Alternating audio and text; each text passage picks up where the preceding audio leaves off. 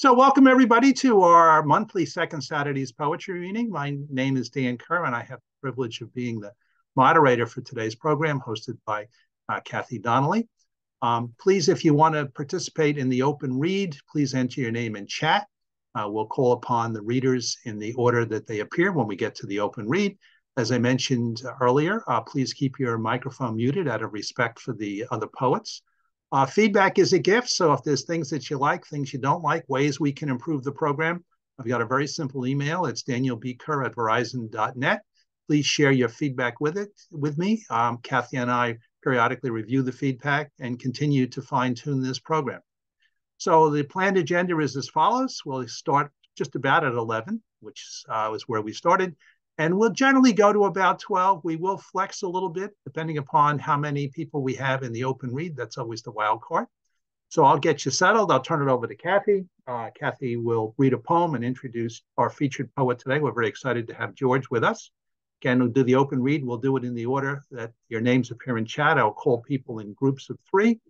And we will bring George back for an encore, and then Kathy will conclude the program with some concluding remarks, and we'll also announce the next poet that we do this monthly.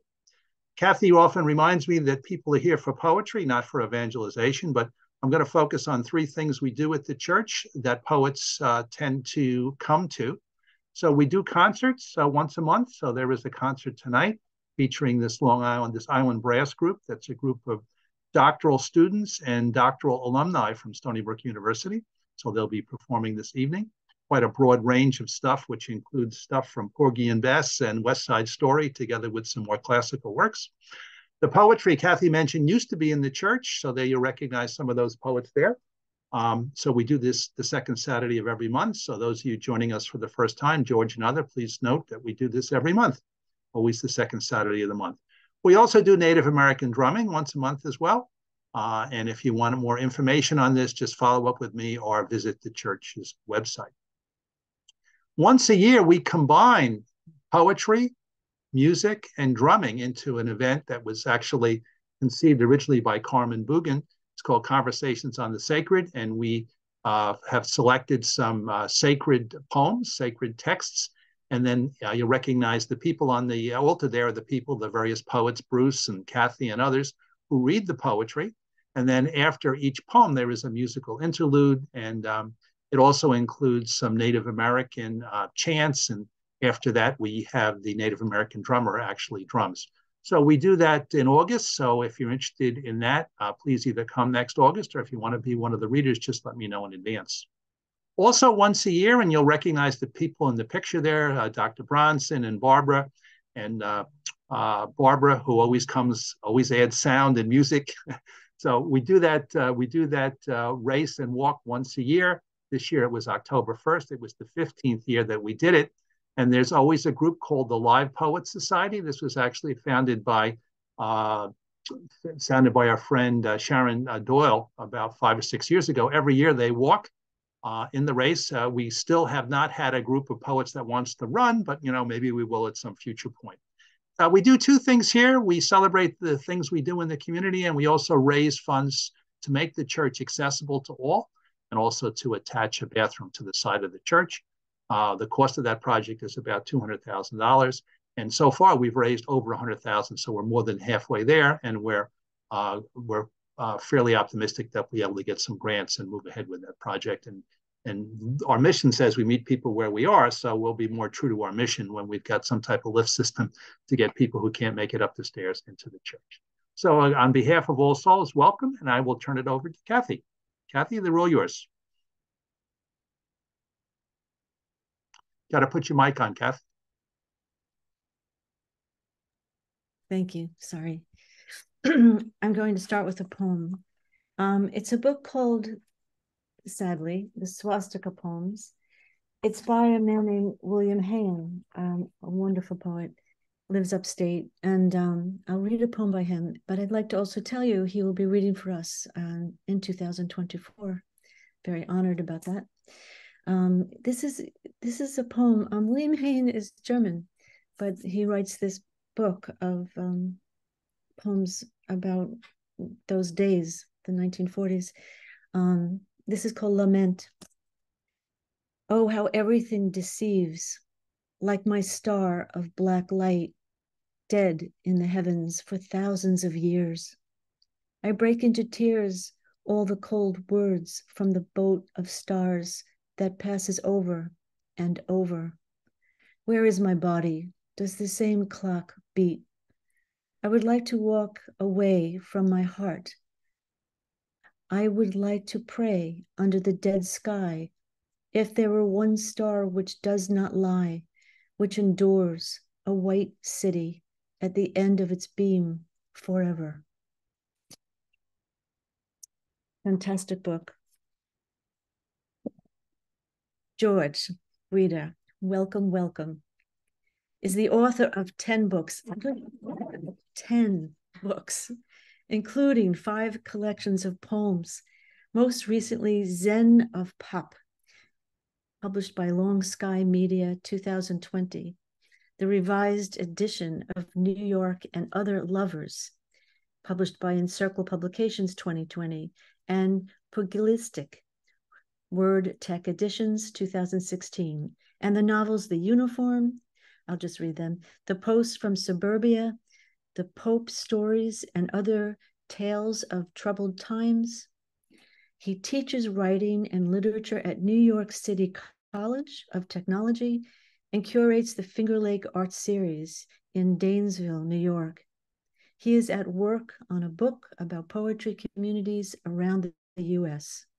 We welcome George Guida. Thank you, Kathy, and thank you, Dan, and thank you, everyone, for coming. It's great to follow a poem by Bill Hain. Bill's a friend of mine who lives up here. He lives outside of Rochester now. And I discovered Bill's work in the Lynbrook Public Library when I was living there. I walked in, picked up this book called Long Island Light, and read it cover to cover in 3 hours. And I immediately thought I have to find out who this guy is and where he is. And I called him, and he happened to be up at where I used to have summer property, which is now my home. And he was a lovely guy. He's just a lovely guy. And you're lucky to have him next year. Actually, I haven't seen him much since COVID, so it's great that he's getting out there. Okay, well, I'm going to read you a few poems of my own. And, Richard, you mentioned the poetry, the space in poetry, the resonances. I had a poet up here last night, a guy named Anders Carlson Wee, who was talking about his narrative poems. They're very spare and basically just tell stories.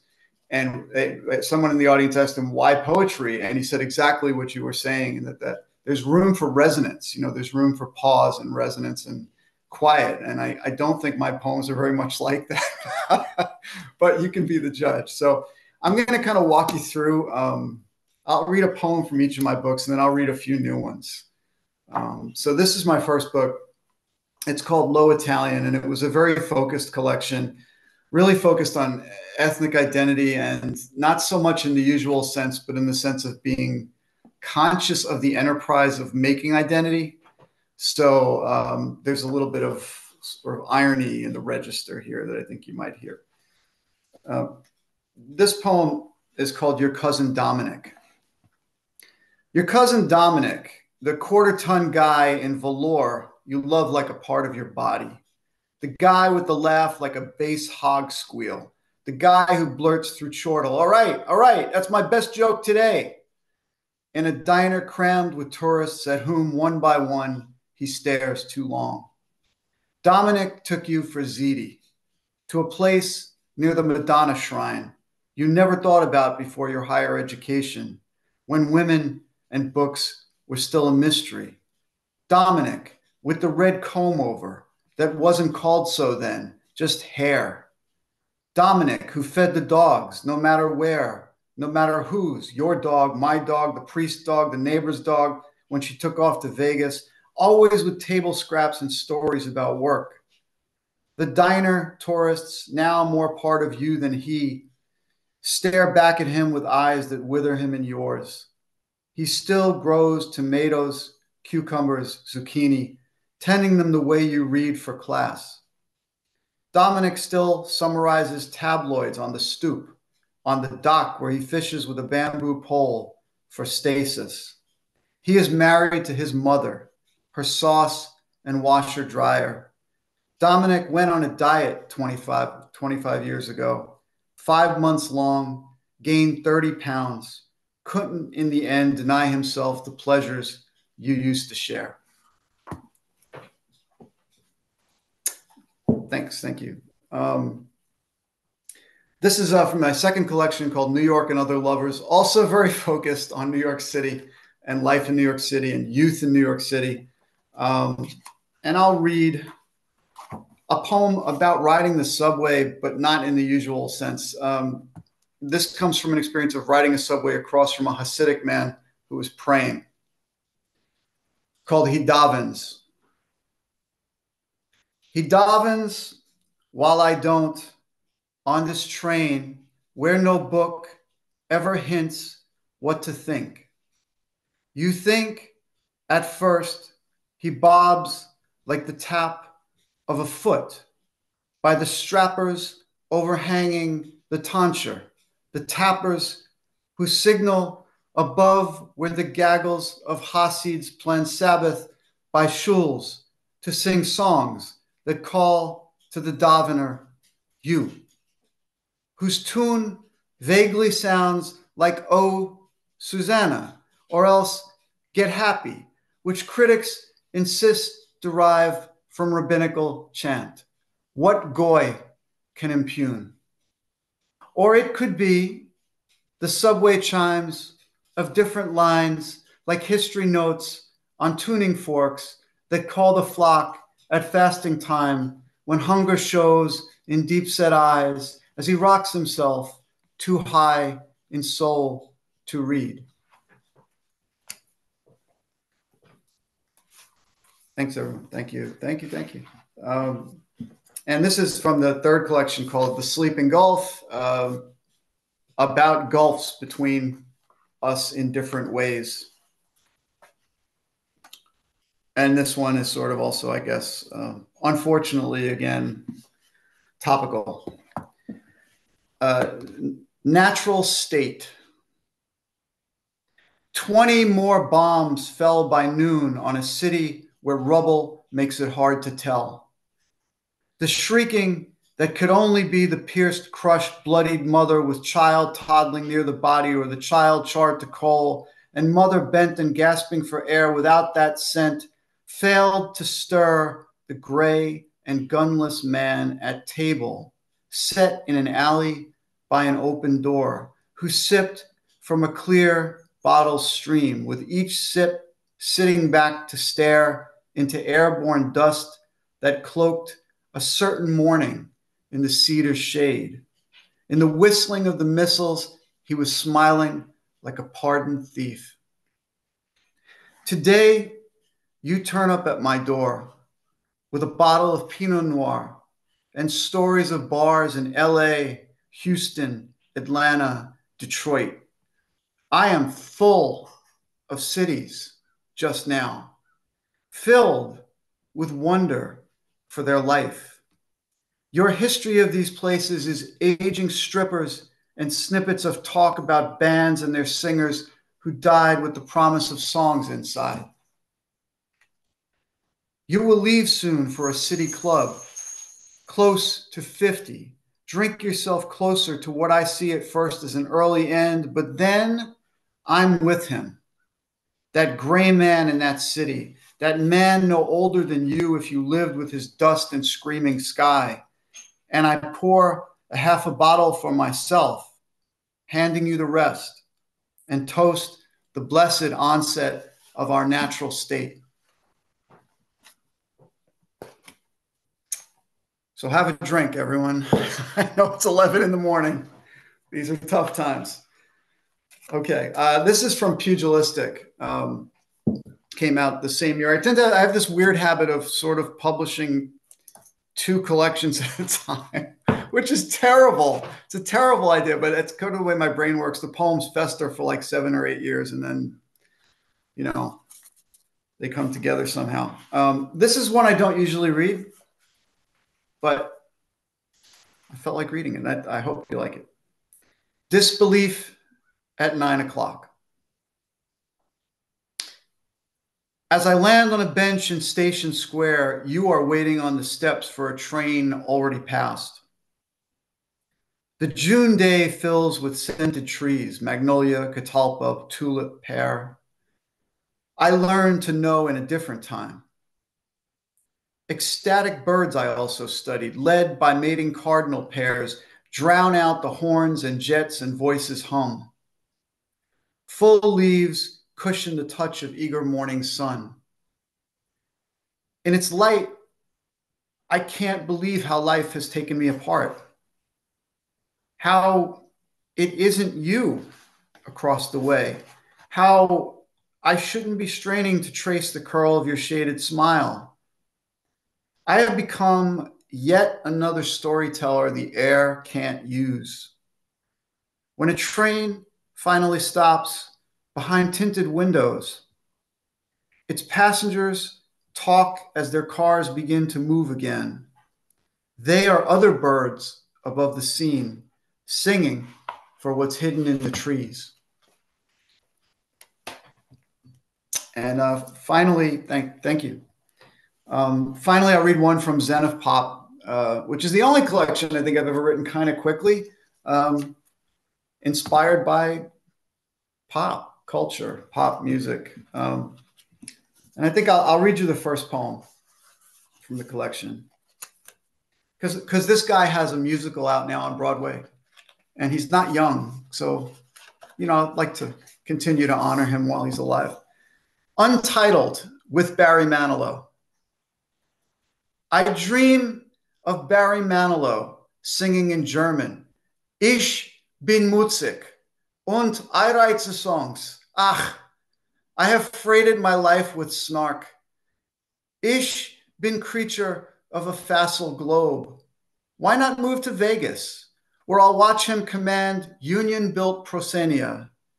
When you sing for a living, you belong to a guild, a medieval aegis for rising chords. The progression of ages launches the son of Ashkenazi Jews into the golden age of disco.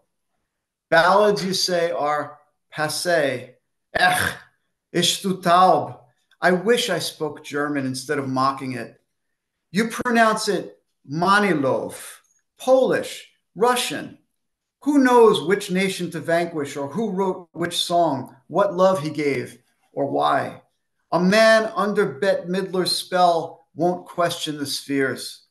He accepts what he hears as common call. I wish I had a doppelganger far enough away who sang and dreamt the way a doppelganger does. For Barry, it was Tony, who loved Lola, once a showgirl, many songs ago.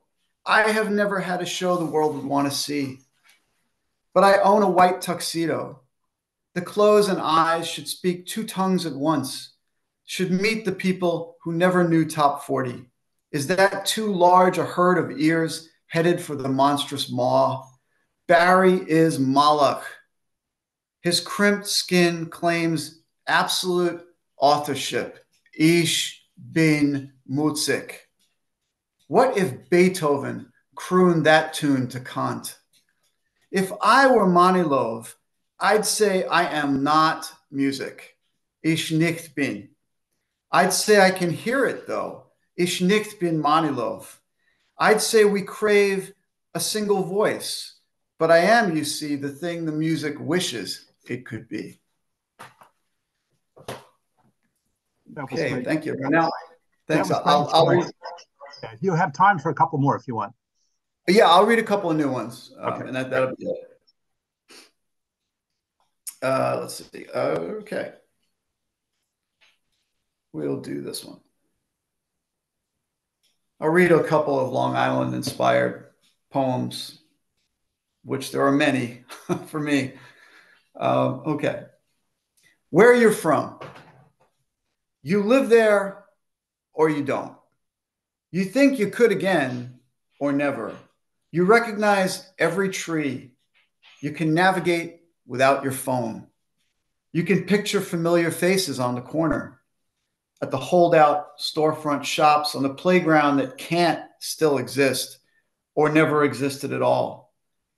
Where you're from has been stolen like a rare jewel replaced with a cultured fake, convincing to the untrained eye.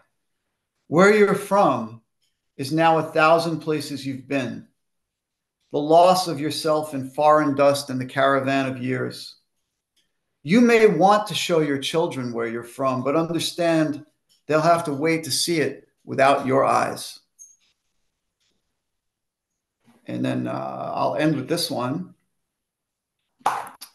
This is called The Inside of My Mother's Shed, inspired by an actual comment made many years ago by another poet named Vincent Zangrillo. The inside of my mother's shed. We found ourselves in the Hamptons that day, the cheaper Hamptons of Johnny Zunino's mother, who had retired to a cottage with a garden she kept tight as the truth about her husband's drinking. God rest his soul, Johnny told us, on a night out in somebody's car, cruising from one roadside bar to the next, how he couldn't stay out too late, even though his girlfriend wanted to, because he had to get up early next morning to paint the inside of his mother's shed. He knew how absurd it sounded, so he said it again, the inside of my mother's shed, as though she were going to lock him in until he'd finished the chore every 30-something man might one day have to finish for his mother. His girlfriend, so beautiful with her hair light brown and eyes green as those of the jealous monster a dumpy, balding guy like Johnny would become if she ever didn't laugh at one of his snide remarks. I pictured the inside of Johnny's mother's shed with hand shovel and claw hung on neat white hooks over a spade and rake wiped clean after use.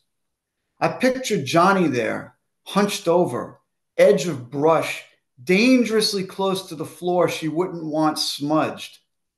The lines would have to be perfect, or else Johnny would spend another lifetime explaining what he'd done wrong, how he'd wound up round-shouldered and resigned to leaving his Saturday mornings open for the not quite elderly woman who'd raised him, sort of let him go, and waited patiently for him to give her little ones, who she could someday ask for favors, like painting the inside of her shed again. Thank you, everyone. That's great, George. This is Thanks. such a wonderful range. I love the your cousin Dominic. Right away, I thought of my cousin Vinny, and I think I could hear the bass hog squeal in that poem. The Jewish man on the Hasidic praying on the subway, bobbing like a foot. Some image I can certainly remember. The natural state, those scenes of war, so poignant and so timely. Disbelief at 9 a.m. I can just hear the birds and the leaves and the sun joining together and recognize that in many ways we've all become another storyteller. And in the Zen of pop, that untitled Barry Manilow piece that was quite creative use of language, and those Long Island poems. Where are you from? Reminding us that we've all, when we leave the island, I guess it's the place that we have been, thousands of places we had been, and inside the shed, you really took us inside the shed. So thank you. Just a wonderful reading. We look forward to your encore. So great. Okay. So we're going to come back. And again, if you want to, we'll come back to George when we get to his encore after the open read. And so far in the open read, if you haven't put your name in there, please type it in chat. So far, I have Marvin, Susan, and James from North Carolina, followed by Herb. So if I didn't call your name, please put it in chat and we'll add you to the list. So the first group of three, let me just put up the little ground rules here for any newcomers. So please respect our tradition here. So one poem, please, no more than a 5-minute max, although most of the poems will be much shorter than that. Please wait to be called upon to read, and then we'll bring Kathy back at the end after the encore to close the program. So our first group of three is Marvin, followed by Susan, followed by James Horn. So as you prepare to read, Marvin, please remember to turn on your mic. And Susan and James Horn, the same thing. So over to you, Marvin. Okay, the title is And They Ate the Marshmallow Men. Mother walked on the ice with the marshmallow men. Toward school she walked, pushing a carriage, sagging with party joy. The phonograph in the recess where the feet go. On the seat, the records topped by cupcakes, Tootsie Rolls, nuts, scum, Cracker Jack, mother. Toward the party she pushed. 6 blocks took an hour with the ice and the brace she wore. The teacher played the piano, the kindergarten danced, mother played the records, cockle shells and 3 bags full, and they ate the marshmallow men and their raisin eyes and his name on the cupcakes. And after milk, she gave the gifts and told some stories, and they laughed, and he felt hot all over. His mother was so good. She sweated him when he was too old for marshmallow men. Other mothers don't care, she said, when he said, or the others don't have sweaters. She had called him from the stickball game, and the other boys waited. What did they think?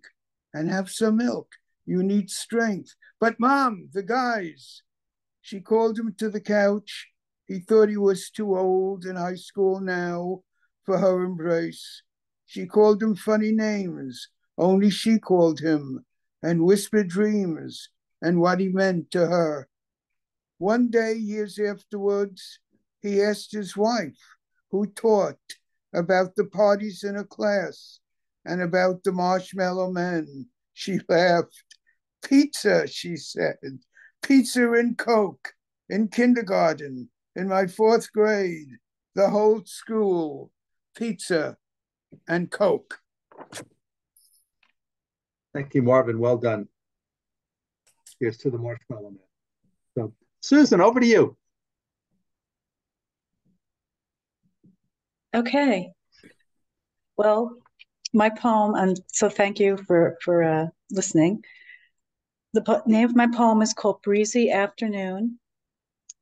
Waves, capped by light like diamonds, pushed across the lake by April wind, aqueous jewels flowing far away from me to the shrouded shore.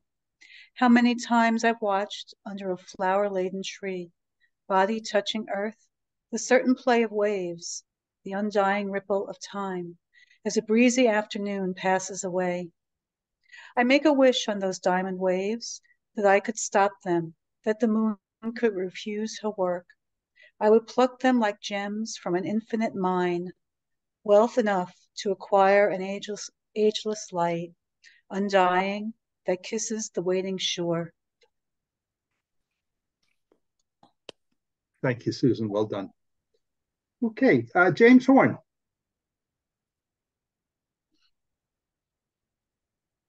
Okay, can you hear me? You loud and clear, James. Okay, we're good to go. Okay, I'll just start making sure everybody's using their imagination for starters. This is a poetry reading day today. That is always one of my favorite days. Was not expecting rainy weather outside, though. Already seeing some flowers coming up. Christmas cactus have started to bloom. Friend Paul and wife will be coming home from a cruise. Luckily, they are not watching our TV, though, full of terror with death and destruction. Fall is in the air with many great colors. Will be Thanksgiving soon, then Christmas.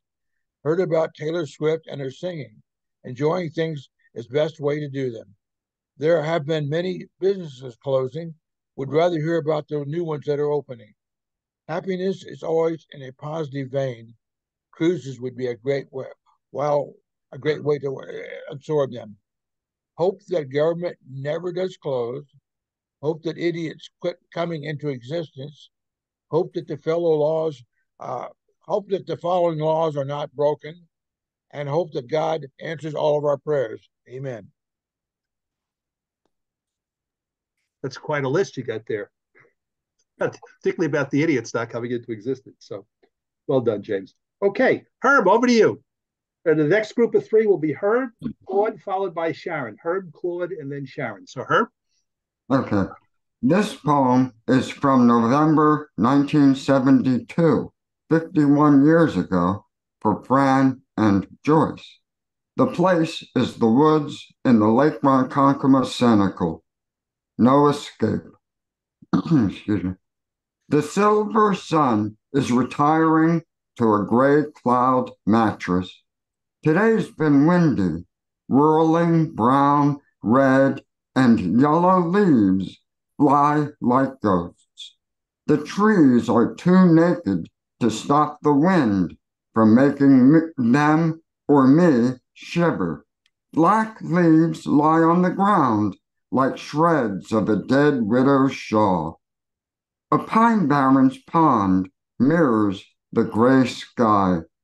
November's colors have claimed the town. November's empires, black, brown, gray, red, and yellow emblems appear in the clothes I wear. Black boots, a brown coat and pair of pants, a gray sweater, and a red and yellow striped flannel shirt. I've drifted here to forget my melodramatic adolescent dilemma.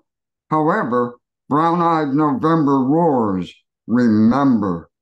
I remember that tomorrow I must choose between two beautiful, brown-eyed 18-year-old women.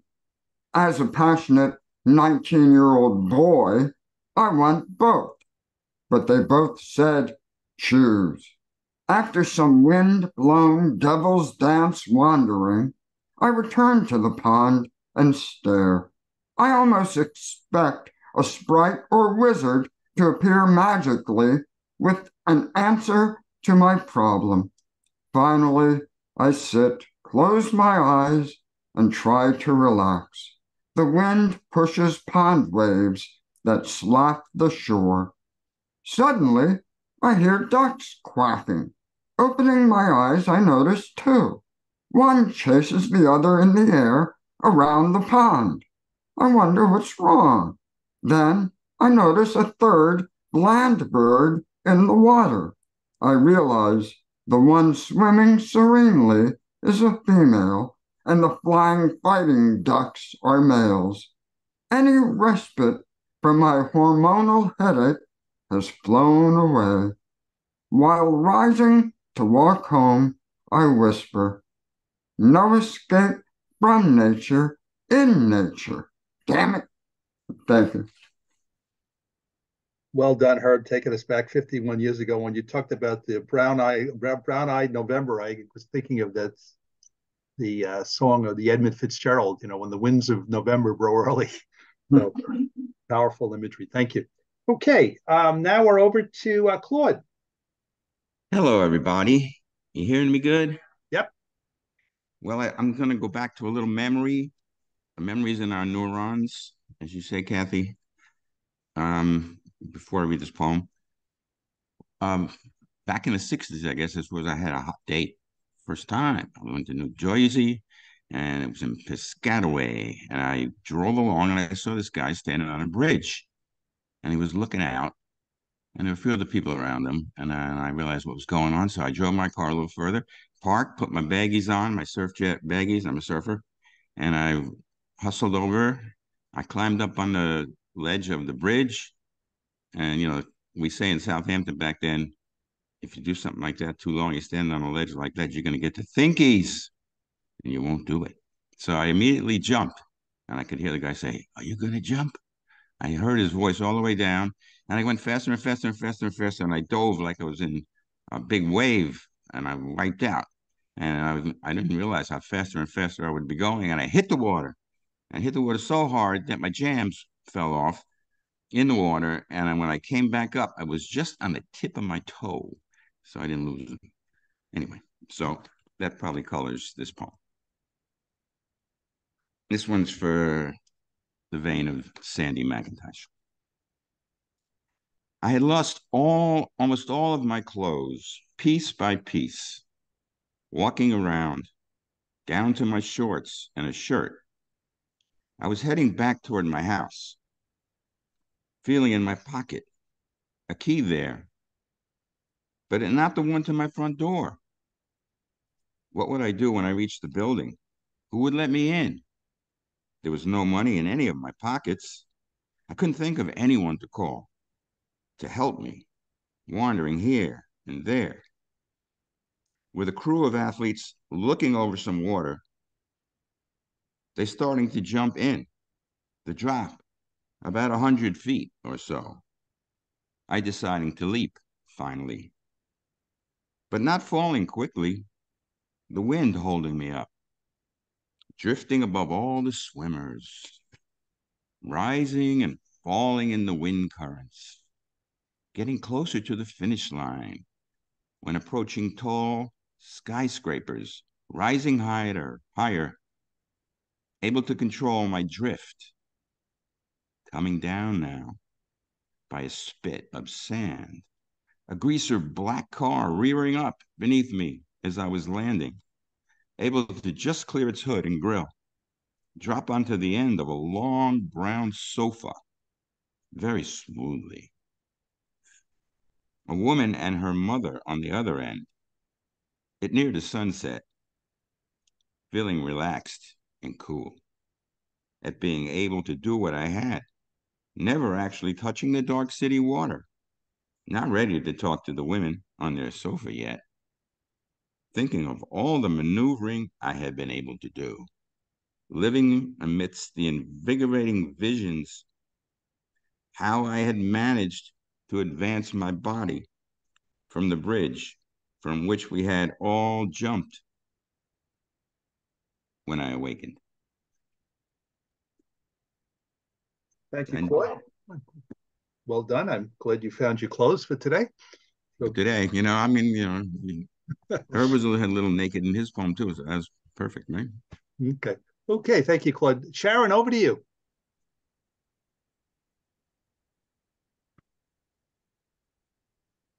Good Sharon. morning. Good morning. Good morning, Sharon. We're all yours. Okay. Nice to be here with all of you. The name of this poem is a memory of a kid I used to be.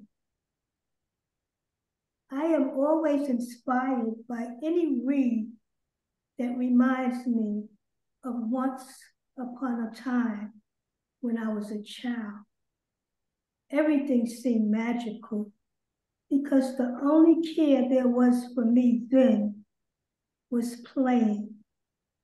It was a wonderful experience, a fairy tale. My father was a big follower of Jesus Christ, and he wanted all of his children to be too. As much as he preached, I tried to believe and understand, but I was just a kid and could only listen. Looking back on my life and being able to revisit some very long ago moments are memories that I hope will always be with me. I remember being exceedingly curious about trees because my father, who was 6 foot tall, would carry me on his shoulders as we walked along our tree-lined block. Lifting me down, he would pick me up and throw me up in the air, up in the trees, and catch me. And I remember laughing like never before. And each time he would catch me, I would say, again, again, again. And every time I went up in the tree for a big minute, I would live in a tree. It was magical. I would notice ants of all sorts of colors running up and down the branches, and bumblebees rested nearby, watching like a hummingbird. I was giggling as I went up in those trees, never afraid of falling back down to my father. And when he rested me on the ground, I would yank his arm and pull his leg, saying, again, again, again. Beautiful. Great to make us all feel like kids again and picturing you wavering like a hummingbird. So well done. Well done, Sharon. Okay, the next group of three is Don Billings, followed by Dan, and followed by Scott. So Don, over to you. Don, you got to put your mic on. give Don a minute. Don? Going once, going twice. Okay, if Don comes back, we'll recognize him. So I guess that means I'll read. And today is Veterans Day. Now, Veterans Day, little brief history lesson here, was not always called Veterans Day. It was called Armistice Day. And I remember my dad teaching me as a young boy that Armistice Day was the 11th hour of the 11th day of the 11th hour of the 11th day of the 11th month. It was the end of the armistice declared with Germany at the end of World War I, which was the war to end all wars. So think about that for a second. So it's Veterans Day, and we all know veterans in our life. And I have veterans in my family, and one of the veterans I have in my family is my brother Dennis. So, and we all kids need heroes. I think that's one of the challenges in our society today, that kids don't have heroes, or if they do, they tend to be comic or mythical, people from the movies or comic strips and so forth. So this is called Mickey and the General. Baseball fans will recognize this. Mickey and the General. When I was a kid, and this appeared in the Suffolk County Poetry Review in 2022. So I'll read from there. Mickey and the General. When I was a kid growing up in the 1960s, we had heroes, men we looked up to and wanted to be like. Men like Mickey Mantle and my oldest brother, Dennis. Back when the game meant more than it does today, the first baseball commissioner said, every boy builds a shrine to some baseball hero, and before that shrine, a candle always burns. To little boys of my generation, many a candle burned for Mickey Mantle. Bob Costas famously said there was something poignant about the Mick before we knew what the word poignant meant. As the youngest of 8 children, I always looked up to my oldest brother. Whenever he came home from school, he always appeared in uniform. Long before I read Bullfinch's Mythology, I knew there was something mythological about a Mickey Mantle home run. He was the reason Billy Crystal and many other Jewish boys of his generation delivered their bar mitzvah speeches in an Oklahoma drawl. My brother carried the American flag at La Salle Military Academy and commanded a battalion at the Citadel in Charleston. I was too young that hot Charleston day in May of 1965 to understand the significance of the sign someone carried in the crowd. It said, have fun in Vietnam. And that was the sign he stood before when he received his diploma and his commission. 50 years after he hung up his spikes and 25 years after his death, Mickey Mantle still holds the World Series records for most walks, extra base hits, home runs, RBIs, runs scored, and total bases. He was the most valuable player 3 times, led the American League in home runs 4 times. He won the Triple Crown in his magical 1956 World season and led the New York Yankees to 7 World Series titles. Dennis was awarded the Distinguished Service Medal, the Silver Star, the Legion of Merit, the Distinguished Flying Cross, the Bronze Star, the Army Achievement Medal, the Meritorious Service Medal, and the Army Commendation Medal. During his Yankee career, Mickey Mantle played center field, left field, and first base. During his Army career, Dennis drove tanks, flew helicopters, and rescued downed airmen in Laos and Vietnam. Mickey battled the Red Sox, the Pirates, the Dodgers, and the Cardinals. Dennis battled the Russians, the Viet Cong, Castro and Noriega, and Saddam Hussein. After his baseball career ended, Mickey Mantle encouraged life-saving organ donations. After his Army career ended, Dennis fought for the rights of unborn children. Before he died of liver cancer at 63 years old, Mickey came to understand the difference between being a role model and a hero. The first he was not, the second he will always be. Mickey often told the story of what would happen when he met St. Peter at the pearly gates. St. Peter would say, we know about your lifetime of drinking and carousing, so we can't let you in. But while you're here, God asked if you could sign 7 baseballs for him. Although he was awarded the gold medal by the Order of St. Michael, my brother is no saint. The day he received his General Star, there was no mention of the cannon he painted pink at La Salle Military Academy years ago. The dead sharks he left in bars as a teenager, or the times he water skied naked.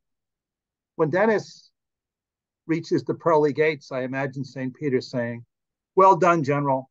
The men whose names are on that long wall in Washington will be glad to see you."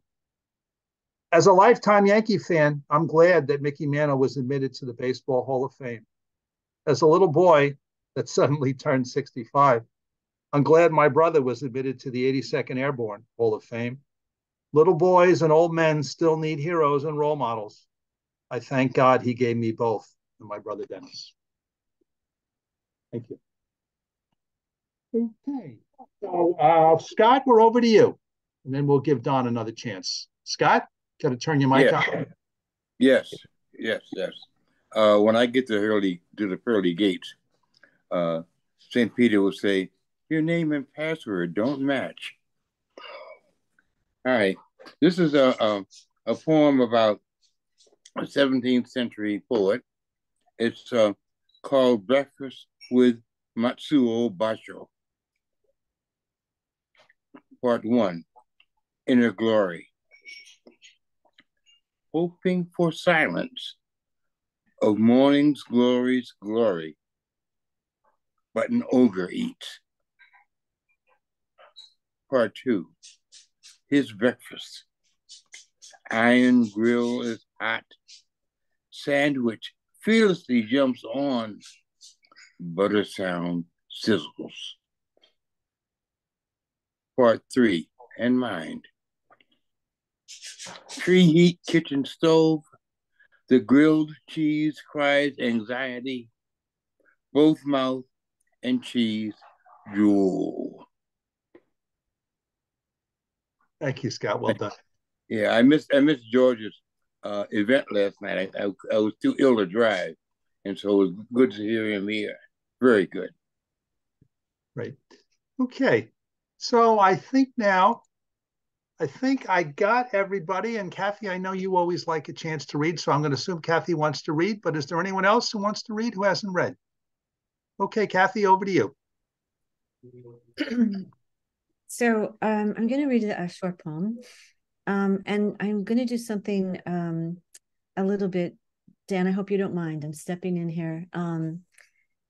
I would like to invite George to read 3 poems to end us because we have the time, and I'd like to hear more of your work.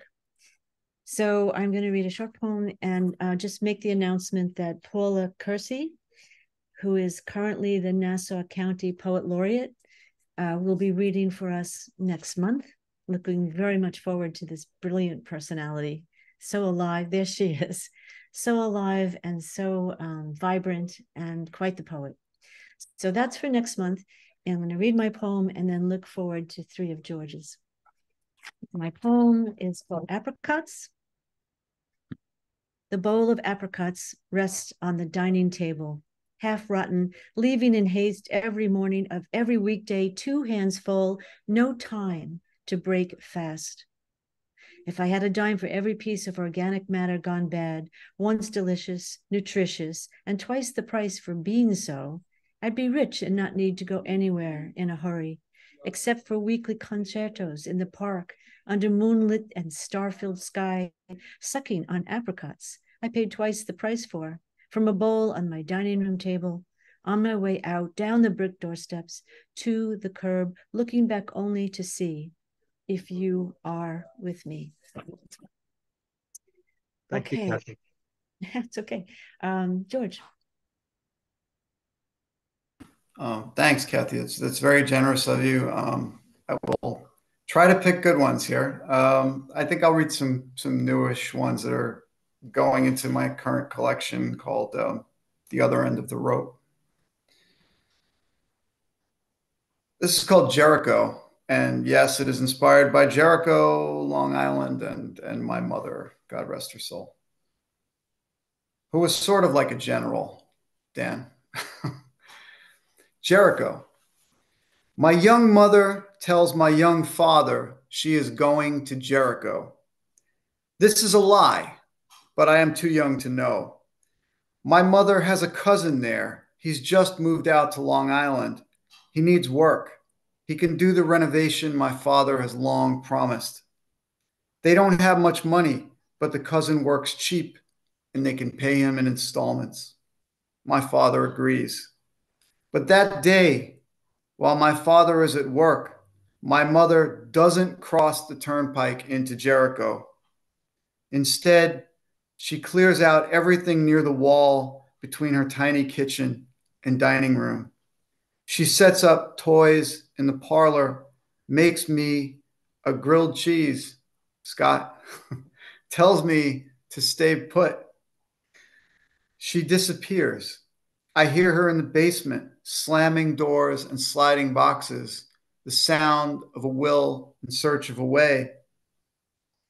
Next come footsteps on the staircase and music from the radio, something with horns. I creep to the kitchen doorway and see my mother cradling a sledgehammer, facing the dividing wall. She turns to me and smiles. She is staking our claim. God help anyone who gets in her way, anyone who believes in walls. That's based on a true story. Okay. Let's see. Yeah, we'll do this. All right. So this is a poem about growing older. Dear lifetime companion, I'm sorry I've grown mule-necked. It must have happened as I turned my head to devour fields of photos, saving screens in the death between shows meant for mortals 20,000 words our junior. Filling those evenings with script, you see, has led to stupid silence. Too bad the potion didn't transform me into the animal I'd fancied, whatever succeeds a pygmy giraffe, a graceful creature small enough to love, with a prehensile tongue, as long as tales you tell yourself and never conclude. Dearest, if I hadn't drunk that potion too, you might hear my braying differently. I'm sorry that I've lost the use of languages I hardly had, like the dialect of buying flowers, the patois of sunset strolls, the idiom of doing dishes. It must have been impossible to hear my sounds grow guttural from mating calls to agonies. Vernaculars stick in my thickening throat, too late to speak in tones that ask us to hold hands as we wait for test results. Whatever they tell us we've become, I'd like to believe we can deny in grunts or hisses if we be snakes, cast out of our garden before we could make it another fallen world. And I'll end with this last one. Country music. The immigrants above me are listening to country music. It fills the basement of my childhood home where I live rent-free inside hours of country music. My mother listened to classic country music in the same space above.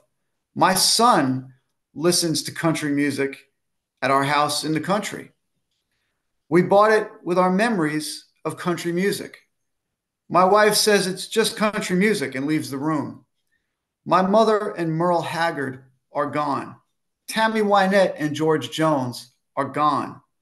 The immigrants are singing about golden rings, divorce, a two-story house, and the world in need of melodies. It's late. I can't sleep. I don't want to. Country music has me remembering every catchy fable about forgetting. I am humming melody low enough for the immigrant rent-paying tenants not to hear the music that made my mother think of me as burden and future. My mother is singing from a golden shore. I am unsure of my wife, of her ear for memory, for mine, for the immigrants as they sing about somebody else's old Kentucky home. Thanks, everyone. Thanks again, Kathy and Dan. Thank you.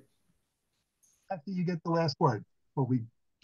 Yes, you have certainly graced us today with your work, George. Thank you so much. Now, I just want to say that I see Don Billings there. Yes. Can you hear me? We missed you. We called your name out. You didn't respond. We lost internet connection in my house. My wife just got me back on. Is there a chance I could do a poem? There is Yes. a chance. Yes. Oh, it's not long. Can I do it? Go for it, Don. Yes. Yes, of course. Go for it, Don. Thank you. I'm holding her Kindle in my hand. We couldn't get we lost internet and we couldn't get on anybody's phone or anything. She finally got it on her Kindle. This is called Oakland Night Trio. It's from 2004. A rhythm pounding, beating, pulsing in the night, fingers flying over keys, waves of crashing, splashing tones, black bass man nodding, bobbing, swaying with his lady, sending deep riptides through the pulsing rhythm waves. Stickman beating, beating, beating, a penetrated heartbeat rhythm, changing pulses in the room, low tones, soft, misty vocals, blending with the bar noise, swelling, clinking glasses, laughing voices mingling with the waves of rhythm drifting through the Oakland night. That was one of the very, very early poems when I start writing poems. Thank you, Don. What do you think? That was Kathy? lovely. That was lovely. So I think we call it a day. My goodness, we're so very much on time. We usually spill over more than this. But George, thank you again. Everyone have a wonderful sunny Saturday. We deserve this after all the clouds. And we will see you next month.